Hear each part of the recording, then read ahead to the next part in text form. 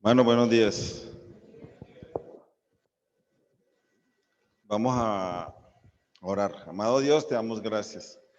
Esta mañana ha sido una mañana maravillosa, Señor. Eh, no porque haya salido el sol y haya cesado la lluvia. Es preciosa, Señor, porque hemos podido contemplar al hermoso, al maravilloso, al brillante Hijo, el Señor Jesucristo.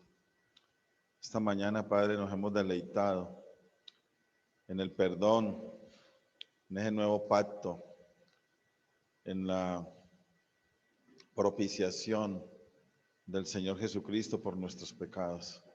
En el olvido, Padre, nunca más me acordaré, dices tú, de nuestros pecados y nuestras transgresiones.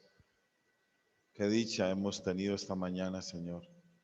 Y Padre, ahora nos presentamos para abrir las Escrituras y tener pensamientos propios de ellas, Señor, y ser guiados por el Espíritu Santo a esta maravillosa verdad. Nos encomendamos a ti en esta mañana, oh Dios de los cielos, alabándote y glorificándote, Señor. Grande eres y maravillosa eres. Dijo el rey David, tuya es la magnificencia, tuyo es el poder, tuya es la gloria, tuyo es el honor, tuyo es el reino. Tú eres excelso sobre todos. Te alabamos, Señor, en esta mañana y te glorificamos. Y permítenos, Padre, conocer un poquito más de ti a través de las Escrituras. Te lo pedimos en el nombre del Señor Jesús, nuestro Salvador. Amén. Hermanos, está haciendo calor. Bastante calor, ¿cierto?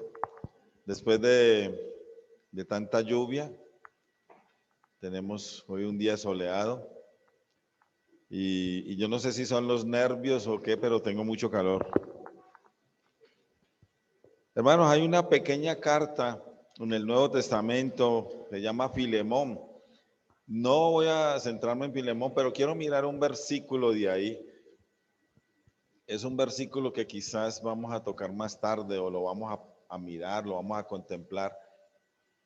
Recuerden ustedes que hemos estado hablando de Colosenses y hay un personaje, además del Señor, además de Padre, Hijo y Espíritu Santo, actuando en la iglesia de Colosas, el apóstol Pablo que envía esta carta a Colosas, pero también hay un personaje que la verdad me maravilla. Yo casi que podría decir en esta mañana que la iglesia necesita muchos de estos personajes. Ojalá todos fuéramos Epafras. Ojalá todos fuéramos Epafras. Mujeres Epafras y hombres Epafras. Pero hay algo que quiero decir antes de hablar de Epafras. Porque la vez pasada no me alcanzó el tiempo y quedé con algo que no quise pasar por alto. Entonces, pero quiero mirar este versículo en Filemón. El que quiera saber de Filemón, era un creyente de Colosas que tenía un criado, el criado un siervo, un esclavo que le hizo un daño, pero este hombre se conoció con Pablo, conoció al Señor Jesucristo y el apóstol Pablo lo devuelve a Filemón pidiéndole un montón de cosas. Lo pueden leer en su casa porque es una maravillosa historia de perdón, de reconciliación, de amor entre hermanos. No importa la posición. Dice el versículo 23, te saludan. Recordemos que una de las características, no en todas las cartas, pero sí en algunas, lo vamos a ver ahora. Te saludan Epafras, mi compañero de prisiones por Cristo Jesús. Este es un versículo, de los versículos que asombran. Por una razón, no sabemos por qué Epafras estaba siendo prisionero, o quizá lo veremos más adelante, pero puedo adelantar, o una de dos, o estaba siendo prisionero por predicar a Cristo, o la otra es que él fue a visitar a Pablo y se quedó acompañando a Pablo en sus prisiones. Esa puede ser la otra explicación. Ahora pasemos de nuevo a Colosenses, capítulo 1. Vamos a leer 5 y 6, dice, bueno, el 4 mejor. Habiendo oído, Colosenses 1, 4, habiendo oído de vuestra fe en Cristo Jesús y del amor que tenéis a todos los santos, a causa de la esperanza que os está guardada en los cielos, de la cual ya habéis oído por la palabra verdadera del Evangelio, que ha llegado hasta vosotros, así como a todo el mundo, y lleva fruto, y crece también en vosotros desde el día que la visteis y conocisteis la gracia de Dios en verdad, como lo habéis aprendido de Epafras, nuestro consiervo amado, que es un fiel ministro de Cristo para vosotros, quien también nos ha declarado vuestro amor en el Espíritu. Hasta ahí la lectura. Y bueno, en el estudio pasado, hablando de Colosenses 1, hablamos de la palabra verdadera del Evangelio, ¿cierto? Al final del versículo 5. También hablamos, haciendo referencia a que el Evangelio del Señor Jesucristo avanza, se mueve, corre en la búsqueda de las pobres almas perdidas. Lo tocamos la vez pasada. También hablamos que el Evangelio a medida que avanza lleva fruto. Y miramos qué es lo que yo espero cuando enseño o predico el Evangelio a una persona. La primera cosa que yo espero es que lleve fruto, y ese fruto es que se conviertan a Cristo. Que sus pecados sean perdonados, que sea una nueva criatura, que tenga una nueva manera de pensar, una nueva manera de vivir, que lleve fruto. También hablamos, ¿cierto?, que a medida que avanza la iglesia local y la iglesia universal va creciendo, pero esta frasecita incrustada en el versículo 6, en todo el centro, dice, y crece también en vosotros, y crece también en vosotros.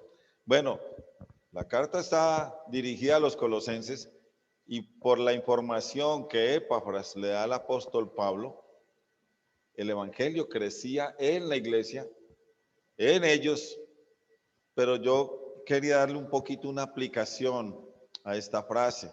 Posiblemente estamos hablando que el evangelio era predicado en muchas partes y crecía, como lo hemos estado hablando, pero ¿qué del creyente? ¿El evangelio crece dentro del creyente? A veces por las noches de predicación del evangelio no notamos hambre por crecer en el conocimiento del evangelio. No, yo quisiera pararme aquí, no criticar y no decir cosas de ese estilo, pero eso es lo que a veces pasa. ¿Qué pasa con el evangelio? El evangelio, mis amados, debe crecer en valor en los creyentes. Debe ser como el más grande tesoro que yo tengo, que se me ha concedido, el más grande tesoro que tengo que cuidar, el evangelio. Nuestras vidas, la vida de cualquier creyente debe girar alrededor del evangelio. Yo estoy de acuerdo hablando con un hermano que a veces no todos tenemos facilidad de hablar del evangelio. No todos somos evangelistas, no todos tenemos el don, pero eso no me quita. Yo no puedo decir, como no tengo el don, entonces voy a dejar el evangelio aquí guardado, lo voy a meter en aquella pieza y sigo mi vida. No es así, ¿cierto? No es de esa manera. No puedo pensar en alguien que diga que ha creído en el Señor Jesucristo, pero que el evangelio no tenga ningún valor para esta persona. Que por lo menos hable alguna vez de Cristo a una persona. Pero lo que sucede conmigo por dentro, ¿cuánto vale el sacrificio, la resurrección, la entrega de mi Señor? ¿Cuánto vale su sangre derramada en la cruz? ¿Cuánto vale para mí? Esta mañana estábamos en la cena y tengo que decir que yo para la cena quiero correr porque me permite hacer memoria. Esa es esa hora dedicada que ojalá un día el Señor ponga en los ancianos de esta iglesia que la cena sea por ahí de 2 horas. 2 horas de memoria del Señor. Qué maravilla pensar en su muerte, porque eso es una de las cosas que dice: cada vez que comemos este pan y bebemos esta copa, ¿Qué hacemos? La muerte del Señor anunciamos hasta el día que Él venga, hasta el día de su venida. El Evangelio del Señor Jesucristo debe crecer de una manera tal, pero quiero llevarlo al pensamiento de que debe crecer primero internamente en mí, el aprecio, el valor en mí para que luego pueda salir externamente en mi forma de vivir, en mi comportamiento. Debemos cada día dimensionar, valorar, exaltar, engrandecer en nosotros toda la obra del Señor Jesucristo contenida en su Evangelio.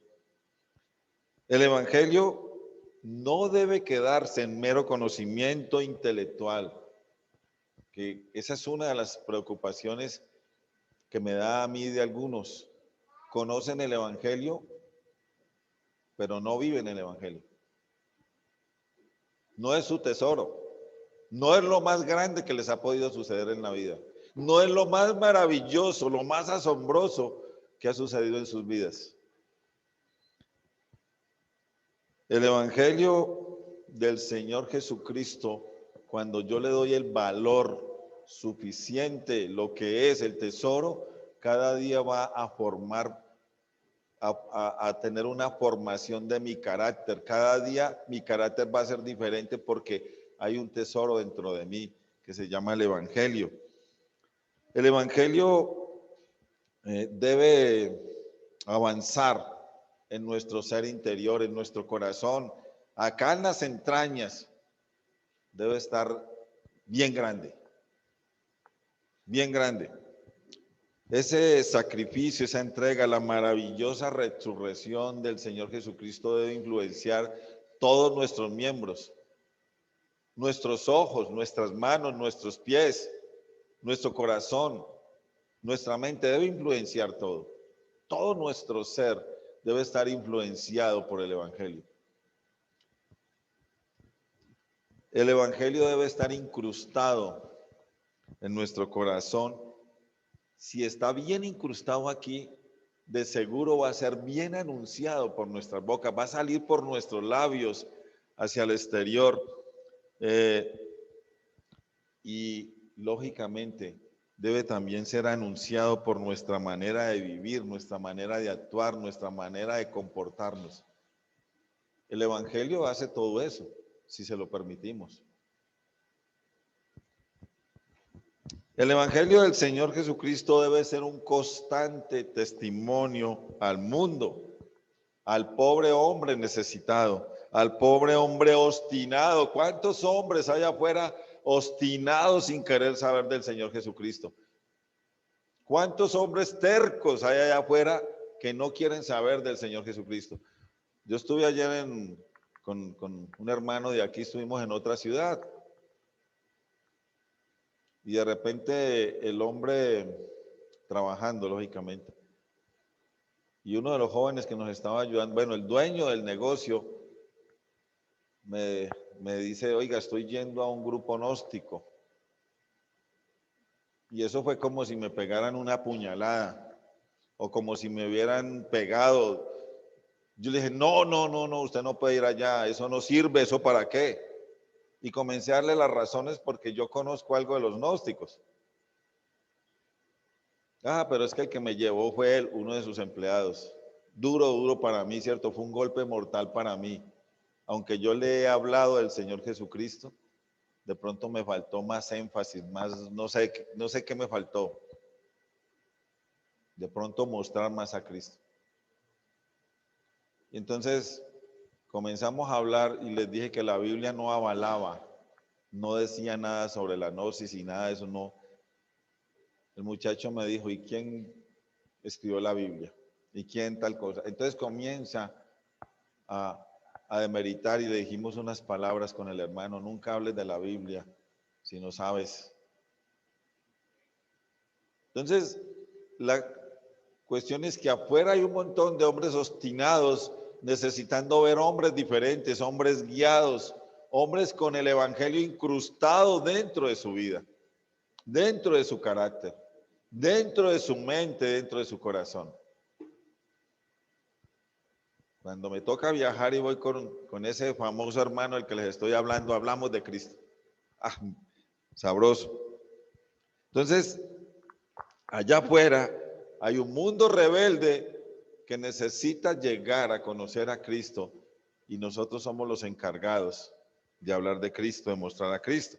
Quiero que nos pasemos un momentico allá atrás a Filipenses, está ahí cerquitica, dice el versículo 27 del capítulo 1, solamente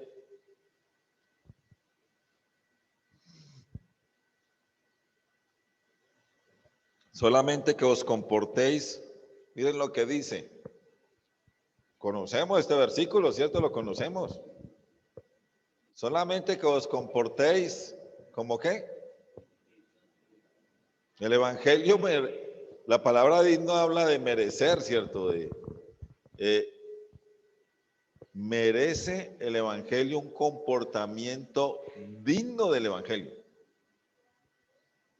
Solamente que os comportéis como es digno del Evangelio de Cristo, y me encanta que hagas aclaración de Cristo, para, miren el propósito, que sea o que vaya a veros o que esté ausente, oiga de vosotros que estáis firmes en un mismo espíritu, combatiendo unánimes por la fe del Evangelio. Y aquí lo lleva a otro punto especial el Evangelio, a combatir por el Evangelio. Yo estoy seguro, no sé, de pronto me equivoco y de pronto hay 2 o 3 o 4 o 10 o 20 combatiendo, pero el resto no estamos combatiendo por el Evangelio. Quiero que miremos otro versículo, otro pasadito, 2, Hebreos. Hoy sí que hablamos de Hebreos, ¿cierto? Es que cómo pasar por Hebreos, como en la cena, casi que creo que no hay ninguna cena que no se toque Hebreos. Pero Hebreos, desde el 2 para no ser tan largo, dice, puesto los ojos en Jesús, el autor y consumador de la fe, el cual por el gozo puesto delante de él, miren lo que pasó, sufrió la cruz y menospreció el oprobio y se sentó a la diestra del trono de Dios, al lado de la majestad. Pero luego viene el 3 diciendo lo siguiente, considerad. Qué palabra tan impresionante hay aquí. Aquí hay algo, esta palabra considerar no es como que leemos, pasamos, somos salvos y seguimos nuestra vida como si nada, no es así. No es así. Este considerar significa que debe el evangelio influir o el sacrificio mejor del Señor, en este caso que está hablando aquí, debe influenciar, debe actuar, debe hacer algo. Nosotros debemos permitir que esta muerte del Señor, este sacrificio, este gozo puesto delante de Él, haga que nosotros le demos el valor suficiente a su muerte, a su entrega. Considera aquel que sufrió tal contradicción de pecadores contra sí mismo, para que vuestro ánimo no se canse hasta desmayar. Y en esta mañana quiero agregar, y aunque no es el tema, ¿hay alguno desanimado hoy en las cosas del Señor? ¿Hay alguno en esta mañana no queriendo saber del Señor? ¿O hay alguno en esta mañana de pronto creyendo que está bien con el Señor, pero por dentro sabe que está desanimado con el Señor? Pues aquí está la fórmula. Para no desanimarse, dice al final, bueno, todo dice, considera aquel que sufrió tal contradicción de pecadores contra sí mismo, para que vuestro ánimo, ¿hay alguno desanimado? No, espero que no, para que vuestro ánimo no se canse hasta desmayar. La muerte, la resurrección del Señor Jesucristo debe ser algo potente que nos permita no vivir desanimados. Yo sé que hay momentos difíciles en nuestra vida cristiana, pero yo creo que no hay nada que la Biblia no nos permite desanimarnos, no nos da permiso. Yo sé que nos desanimamos como seres humanos que somos, pero la Biblia no nos da licencia para eso. ¿Por qué? Porque cuando tengamos esa ganas de como de tirar la toalla, como de dejar todo, ¿a quién tenemos que mirar? ¿A quién tenemos que considerar? Al Señor Jesucristo en la cruz. Considera aquel. Todos contra él. sufrió tal contradicción de pecadores contra sí mismo. Cerrando este pedacito que se me había quedado de la vez pasada, no lo quise pasar por alto. Ahora quiero que miremos otra vez en Colosenses, mis hermanos, capítulo 1. Hermanos, cuando estén cansados de Colosenses me hacen la mano para yo cambiar de libro.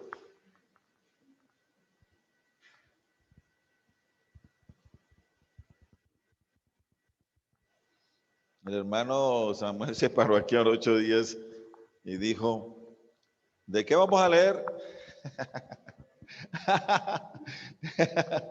¿Dónde vamos a mirar?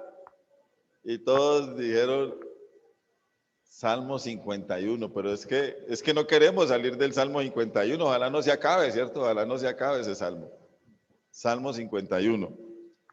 Colosenses, otra vez quiero leer el 7, el 8 y la primera parte del 9, dice, como lo habéis aprendido de Epafras, nuestro consiervo amado, que es un fiel ministro de Cristo para vosotros, quien también nos ha declarado vuestro amor en el Espíritu, por lo cual también nosotros desde el día que lo oímos hasta ahí. Entonces, Epafras, ojalá hubieran muchos Epafras en la iglesia actual. Si uno mira el versículo 7 nos da unas características especiales de este hombre, pero yo no las quiero pasar así como de pasadita, no.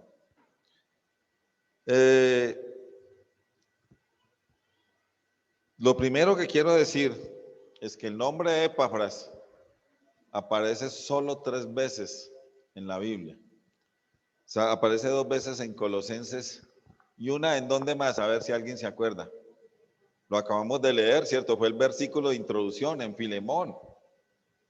Pero, aparte de estos 3 versículos donde se nombra a Epafras, hay otros 3 versículos, o sea, serían 6 en total, donde hacen referencia a este siervo del Señor, a este hombre. O sea, son 6 en realidad que nos hablan, 3 que lo nombran, 3 que no lo nombran, pero los 6 hacen neta referencia a este hombre.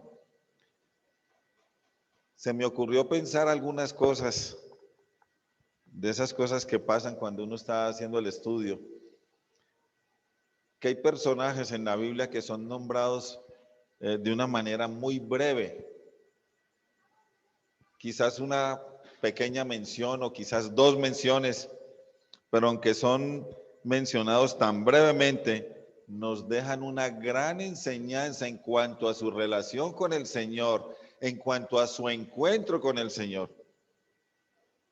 Vamos a ver también que hay algunos que son nombrados, pero no son nombrados para bien. Voy a nombrarles algunas personas que son nombrados brevemente, pero yo sé que cada uno al escuchar este nombre va a pensar en la gran enseñanza que nos dejan estos personajes nombrados en la Biblia. Ahora, si están nombrados en la Biblia una vez, 2 veces, de una manera muy breve, es porque necesitamos saber eso. Muchos de esos personajes tuvieron un encuentro con el Señor Jesucristo y eso fue una gran enseñanza para cualquier creyente, ese encuentro del Señor Jesucristo con estas personas. Son poquitos, breves. Por ejemplo, hay personajes como Zaqueo, que son nombrados brevemente, pero qué grande enseñanza nos deja la Biblia cuando pasamos por ese pasaje en Lucas. Bartimeo es uno de mis personajes especiales. ¿Qué característica tenía Bartimeo? ¿Ah? ¿Cómo? Vale, pero no sabes y no cheo, no, yo no creo. ¿Era qué? Ciego. Era ciego. ¿Se quedó ciego para siempre? ¿Por qué no? Como creo que no lo han estudiado, entonces supongo yo, Marcos 10, a partir del versículo 46 me parece. Lázaro, ¿qué piensan de Lázaro? Lázaro, ven fuera. ¿O qué piensan de la mujer samaritana? Es otro de mis personajes favoritos. ¿Saben por qué? porque tiene esta conversación con el Señor Jesucristo. Y ella le dice que ellos están esperando al Mesías. ¿Cuál fue la respuesta del Señor Jesucristo? Véanlo, aquí está, soy yo. Eso me toca. Vea, yo soy yo. ¿Qué privilegio tuvo la mujer samaritana? No tiene nombre, pero qué privilegio. Otro personaje que me toca, Jacobo, el hermano del Señor. ¿Saben por qué es tan importante este hombre? Porque este hombre no creyó en el Señor Jesucristo. Siendo hermano en la carne, no creyó en el Señor Jesucristo. ¿Cuándo creyó? Cuando el Señor Jesucristo resucitó y se le apareció. Y hay otros personajes como Epafrodito, Onésimo, Epafras, por nombrar algunos, porque son muchos. Pero ya había dicho que el apóstol Pablo, en la mayoría de sus cartas, al final, no en todas, nombra un poco de personas que han sido sus colaboradores. Y esa es una de las cosas que me impresionan de todas estas personas. Todas estas personas son nombradas porque hicieron algo por el Evangelio, porque hicieron algo para el Señor, porque fueron usados de alguna manera. Por eso en esta mañana, no, aquí los importantes no son 2 o 3 o 4, aquí todos somos importantes, desde el más grande hasta el más pequeño, para el Señor. Personajes como Aristarco, ¿le suena Aristarco, Arquipo, Ébulo, Pudente, Lino, Claudia, Estefanas, Fortunato, Arcaico, Febe, Andrónico, Junías, Amplias, Urbano, Estaquis, Apeles, Herodian, Trifena, Trifosa? ¿Le suenan esos personajes? Estas personas son nombradas quizás una vez o dos, pero en eso que se nombra tan brevemente, mostraron su carácter de hombres de Dios, mujeres de Dios, sirviendo al Señor, apoyando al apóstol Pablo en el ministerio que tenía que cumplir. Por eso son tan especiales y tan importantes. Yo les quiero pedir que en esta mañana usted no se sienta como el que nada puede hacer, como el que nada puede servir, como si usted fuera un personaje por allá que todos somos importantes en la obra del Señor. Todos estamos llamados para trabajar en la obra del Señor, para servir de alguna manera en la obra del Señor. Lógicamente, algunos tienen la responsabilidad. Son más notables, ¿cierto? Tienen la responsabilidad, se notan más, pero todos somos tan importantes en la obra del Señor. Yo no quiero que ninguno piense, se los pido, se los ruego, que es que usted no puede hacer nada para la obra del Señor. Y que se sienta por allá atrás donde nadie lo vea porque usted no es importante en la obra del Señor. También algunos son nombrados por su mal comportamiento, por su mal carácter, se los dije, ¿no? Algunos, muchos positivos, pero algunos negativos. Por ejemplo, en segunda de Timoteo, el apóstol Pablo nos habla de un personaje que se llama Alejandro el Calderero. Dice, Alejandro el Calderero me ha causado muchos males. Entonces yo creo que en la historia de la iglesia de Tuluá sería muy bueno, muy impresionante, muy maravilloso que usted, hermano, sea reconocido como un hombre que trabaja en la obra de Dios y no como uno que estorba la obra del Señor. Como un estorbo para la obra del Señor. Sino como uno que quiere que la obra del Señor avance. No como uno que le pone tropiezo a la obra del Señor. En la carta a los Colosenses, como ya dijimos, es nombrado Epafras, como ya lo dije, 3 veces, pero hay 6 versículos que hacen referencia. Miremos los 6 versículos, ya miramos 3. Dice el versículo 7, como lo habéis aprendido, Epafras. Miramos el 8, el 9 también tiene una pequeña referencia hacia Epafras. Si nos pasamos al capítulo 4, versículo 12 y 13, también tiene una grande referencia a Epafras.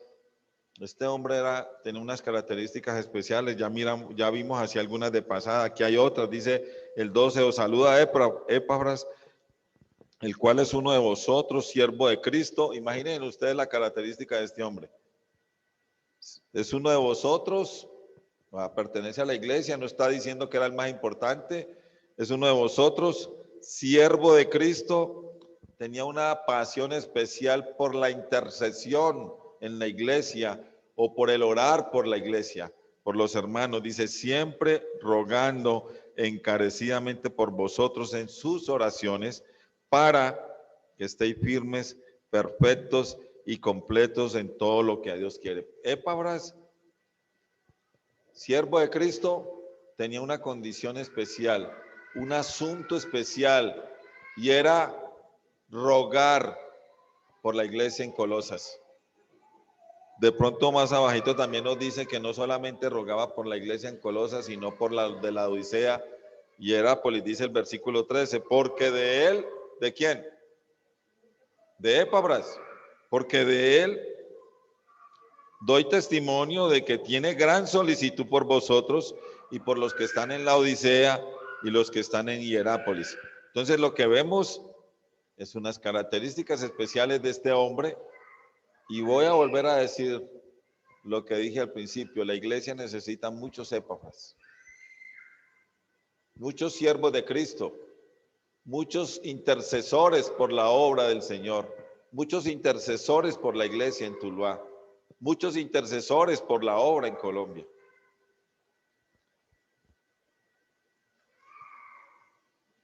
Algunas cosas que quiero decir de Pablo y Epafras y de la iglesia en Colosas. Lo primero que tengo que decir de la siguiente parte es que esto que voy a decir no lo está escrito en la Biblia, en el sentido de que así como lo voy a decir, así fue, pero que los grandes estudiosos de la Biblia llegaron a la conclusión, casi todos los que leí llegaron a la conclusión de que fue así, o creen que fue así. Ellos comenzaron leyendo la carta a los colosenses a atar cabos de cómo sucedieron las cosas. Por ejemplo, la Biblia no nos habla cuándo se encontró el apóstol Pablo con Epafras, o cuándo se convirtió, mejor, Epafras al Señor. Entonces, se cree que la iglesia en Colosas comenzó durante el tiempo que Pablo estaba predicando en Éfeso, donde él estuvo 3 años. Hechos 19 lo pueden buscar. Se cree que Epafras escuchó del evangelio predicado por Pablo estando en Éfeso, conoció al apóstol Pablo y se convirtió al Señor. Eso es lo que se cree. Regresó a Colosas, predicó el evangelio y fundó la iglesia en esta ciudad. Como les digo, esto es lo que se cree que pasó. Yo, a mi modo de ver, pienso que igual. En Colosenses 2:1 hay un versículo que nos ayuda, dice, porque quiero que sepáis cuán gran lucha sostengo por vosotros y por los que están en la Odisea y por todos los que nunca han visto mi rostro.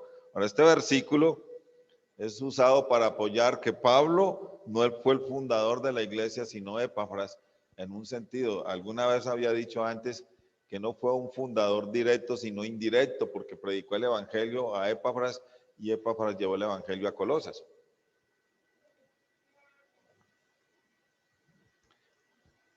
Otras cosas, esto también que voy a decir, no está claramente en la carta a los colosenses, pero los estudiosos dicen, uniendo las partes, hablan de algo que se llama, o algunos años después de fundar la iglesia en Colosas, aparece una peligrosa herejía queriendo dañar, queriendo influenciar la iglesia. Se cree que esta herejía tenía que ver con un grupo o movimiento gnóstico, imagínense de lo que nos hablaban ayer al hermano y a mí. Y también parece que habían judaizantes. Y miren que una de las cosas que nos habla es culto a los ángeles. Vamos a mirar eso ahorita. Yo quería pensar un momentico que es una herejía, porque todos los estudiosos de la carta a los colosenses terminaron llamando este tema la herejía colosense. Por lo que les digo, porque hay versículos donde el apóstol Pablo, mire, y es una de las cosas que me encantan del apóstol Pablo en esta carta, me impactan, porque el apóstol Pablo entró a corregir de una manera tierna, de una manera amable, lo que estaba pasando en la iglesia en Colosas. No se fue directo a decir, ustedes están haciendo esto y eso, no. Más bien les enseñó sobre el Señor Jesucristo. Les enseñó de una manera que de pronto no está en ninguna de las otras cartas, sobre la deidad y sobre la humanidad del Señor Jesucristo. A partir del versículo 15, uno queda extasiado de lo que el apóstol Pablo enseña en la carta a los Colosenses. Entonces, con esa enseñanza del apóstol Pablo está tumbando cualquier pensamiento humano, cualquier herejía. ¿Qué es una herejía? Podemos llamarle filosofías, creencias, opiniones que no tienen nada que ver con la Biblia, pero diciéndolo de una manera más suave y directa, son falsas enseñanzas que no están contempladas en la palabra. Si son falsas, pues lógicamente no pueden estar en la palabra. Entonces, es muy fácil hoy en día en las iglesias encontrar muchas opiniones, muchos pensamientos que son contrarios a la enseñanza bíblica. Y terminan, miren hermanos, terminan camuflados e introducidos como si formaran parte de la sana doctrina contemplada en la palabra del Señor. Un hombre de Dios, allá atrás, tiene que estar atento a las herejías. Uniéndolo el evangelio, dándole el valor que el evangelio se merece, siendo el tesoro que es, debe contrarrestar, debe ser una muralla contra las falsas enseñanzas. Pero si tenemos en poco el evangelio, somos presa fácil de las falsas enseñanzas, de las herejías. A veces le preguntan a uno cosas y uno dice, ¿y usted de dónde sacó eso? No, yo lo oí, lo dijo fulano, ¿y la Biblia qué dice? ¿Y qué pasó con el Señor Jesucristo? Y le añaden cosas. Pues estas herejías o estas falsas enseñanzas en Colosenses, pues estaban atacando directamente la deidad y la humanidad del Señor Jesucristo. Y la respuesta del apóstol Pablo es contundente, pero les digo, fue una manera tierna, una manera maravillosa, una manera que todos podemos entender. En Colosas se introdujo entonces esta herejía. ¿Y qué hace Epafras? Epafras hace un largo viaje para consultarle al apóstol Pablo sobre este tremendo problema. Como les dije, los estudiosos han unido estas partes de acuerdo a la carta a los Colosenses para definir estas cosas. Este largo viaje fue de Colosas a Roma, donde Pablo estaba prisionero. Epafras lo que hace es informarle primeramente al apóstol Pablo lo que Dios había estado haciendo en la iglesia de Colosas. Y sabemos que el apóstol Pablo exalta algunas cosas, ¿cierto? Por ejemplo, la fe, el amor y la esperanza que podía haber en la iglesia de Colosas. Pero también le manifiesta su grande preocupación respecto a la herejía que estaba haciendo daño en los creyentes de Colosas. Una de las cosas que debemos resaltar de Epafras, y es la primera que quiero resaltar, es su grande celo por las cosas del Señor. Es su grande preocupación ante las falsas enseñanzas. Es su muralla, la muralla que puso contra lo que no es bíblico. Y una de las... y su celo por el Señor, pero pareciera que necesitaba que alguien le dirigiera en este tema. A veces pasa en el liderazgo. A veces sucede una cosa y lo he visto porque lo he vivido aquí en la ciudad de Tuluá. Y hermanos, el liderazgo es muy prudente a la hora de tomar decisiones en cuanto a muchas cosas. Y a veces consultan a otros hermanos que dirigen otras iglesias o que están encargados, para saber qué se puede hacer o cómo se puede manejar tal tema o cual que está pasando en la iglesia. Pues Epafras se va a buscar al apóstol Pablo, es su padre espiritual y sabía que el apóstol Pablo estaba dispuesto a ayudarle. ¿Qué podemos decir del apóstol Pablo? Un defensor acérrimo de la doctrina de Cristo. Un hombre celoso por las cosas del Señor. Un hombre firme en contra de las falsas enseñanzas. Entonces, Epafras busca a la persona indicada.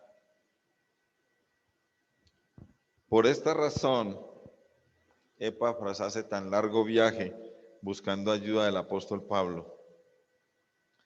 A medida que avancemos en el estudio de la carta, pues vamos a encontrar cuáles son las falsas enseñanzas y también las refutaciones que el apóstol Pablo hace a estas falsas enseñanzas.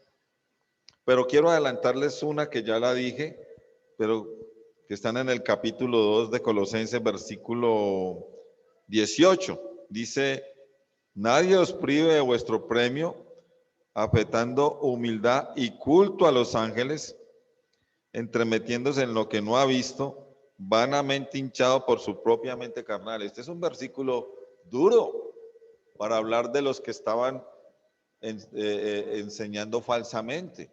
Miren al final lo que dice, ¿cierto? Entremetiéndose, nosotros diríamos más fácil, son unos metidos, queriéndose meter en la iglesia y dañar la iglesia, entremetiéndose en lo que no han visto, en lo que no saben, vanamente inflados, hinchados.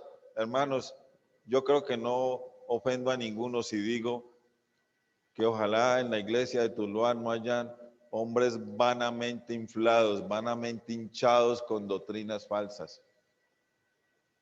Cierto que no ofendo a ninguno con eso. Vanamente hinchados por su propia mente carnal. Hermanos, tenemos que tener cuidado.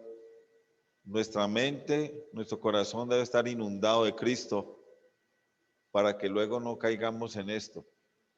Vanamente inflados por nuestra propia mente carnal. Pero el tema de este versículo 18 es culto a los ángeles. Si yo en esta mañana me parara aquí y les enseñara que debemos rendir culto a los ángeles, ¿ustedes qué harían? ¿Qué harían? ¿Ninguno haría nada? ¿Ninguno se enojaría? ¿Ninguno me tiraría un zapato, por ejemplo? ¿La Biblia enseña que debemos rendir culto a los ángeles? ¿Sí o no? No, no es así. En la Biblia no encontramos un mandato que nos diga que los creyentes deben rendir culto a los ángeles. Romanos 12:1 nos dice a quién debemos rendirle culto, cuál es el verdadero culto y lo llama racional. Si rindiéramos culto a los ángeles no sería un culto racional, no tendría razón, sería irracional. El verdadero culto debe ser para Dios y para su Hijo Jesucristo. Amén. Amén, ¿cierto? Esta mañana en la cena, ¿estaba bien si hubiéramos hecho memoria de los ángeles? Que alguien me diga que sí para yo tirarle un tomate. No, la memoria esta mañana es a una persona maravillosa que cambió nuestra vida, que nos dio vida eterna, que nos salvó y se llama Jesús. No hay otro, ni otra, ni otros, solo a Él. Volviendo a mirar a Epafras, encontramos que este hombre, encontramos mejor en este hombre unas actitudes espirituales dignas de imitar. Por cierto, Epafras significa, bueno, en donde más me meto yo, que es el Isburg que nosotros manejamos, dice un cristiano. pero algunos dicen que el nombre de Epafras significa apetecible, pero tiene otro significado que es el que yo veo en muchos hombres aquí, simpático. Y yo creo que aquí hay muchos hombres Epafras y muchas mujeres Epafras, o sea, simpáticos o simpaticones. Pero una de las características de Epafras, dice el versículo 7, empezando, como lo habéis aprendido de Epafras. Hermanos, quiero terminar porque el tiempo se me acabó y la verdad que había preparado el tema más largo y no creí que podía decir todo el tema, pero me queda para la próxima vez. Quiero empezar la próxima vez con esto, como lo habéis aprendido de Epafras. Quiero terminar pensando que Epafras tenía una característica especial dentro de todas las que tiene y era que enseñaba, transmitía. Pero yo pregunto, ¿qué enseñaba Epafras?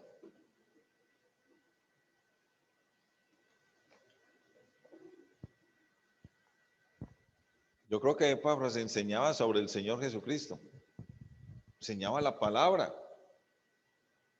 Si vemos al final del versículo 7, si vemos los versículos anteriores al versículo 7, dice, ustedes son una iglesia que tienen fe, que tienen amor, que tienen esperanza, que todo esto llegó a ustedes por el Evangelio, como lo habéis aprendido de Epafras. O sea que Epafras hablaba del Señor Jesucristo, enseñaba sobre el Señor Jesucristo. Y supongo yo que su tema especial era el Señor Jesucristo. Quiero terminar, ya dije 2 veces que quiero terminar y no he terminado, pero quiero terminar con algo. ¿Alguna vez hemos contemplado que el Señor nos concedió, aparte de un Salvador, nos concedió un gran maestro que enseñaba la palabra, que nos mostró a Cristo, nos mostró al Padre, perdón? Miren, el Señor Jesucristo durante todo su ministerio de 3 años, ¿sabe qué hizo? Aparte de orar, aparte de entregarse, aparte de tantas cosas, enseñó y enseñó y enseñó y volvió a enseñar y siguió enseñando. No hay ninguno como él. No hay ninguno como él. Pero vemos otros hombres como, ¿qué tal pensar en Moisés, por ejemplo? Toda su vida, desde que Dios lo llamó, se la pasó enseñándole al pueblo, a ese pueblo terco y obstinado. Y les enseñó. ¿Qué decir de pronto del apóstol Pablo? Enseñar, enseñar, enseñar. O del apóstol Pedro, del apóstol Juan, o de Jacobo, o de tantos hombres. Una de sus características fue enseñar de Cristo.